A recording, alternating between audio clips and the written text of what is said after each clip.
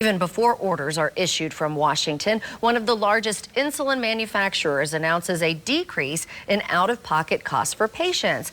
While it might solve problems for some, many say more needs to be done, saying everyone suffering from diabetes deserves affordable medication and medical equipment. 2 News Oklahoma's Shea Smith spoke to one woman living with diabetes most her life.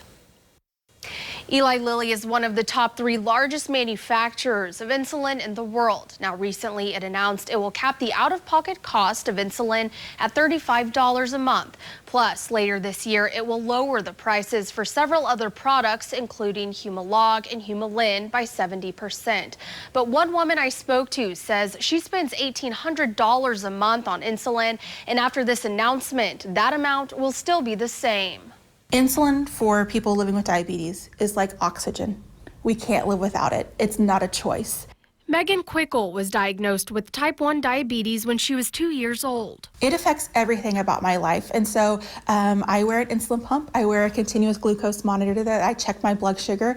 Until I had a CGM, as they're called, I pricked my fingers 12 to 15 times a day. People who have type 1 diabetes can no longer produce insulin. People with type 2 diabetes, their body can produce insulin, but not enough.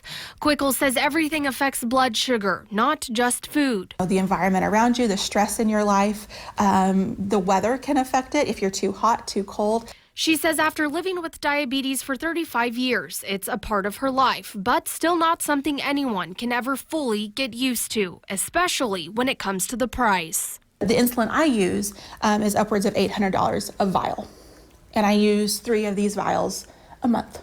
Quickle says the price decrease and $35 cap announcement from Eli Lilly helps some, but not everyone. According to NBC News, only about 30% of the nation's 8.4 million diabetics who rely on insulin get it from Eli Lilly. And for Quickle, the type of insulin she uses is not covered under the new cap. This is absolutely a start. Yes, but it needs to come from the national level that insulin has to have a cap on it, no matter which one, long-acting, short-acting, pen, vial, whatever that may be, it needs to be across the board. Quickle says this is definitely a step in the right direction, but there is still a lot of work that needs to be done. In studio, Shea Smith, 2 News Oklahoma.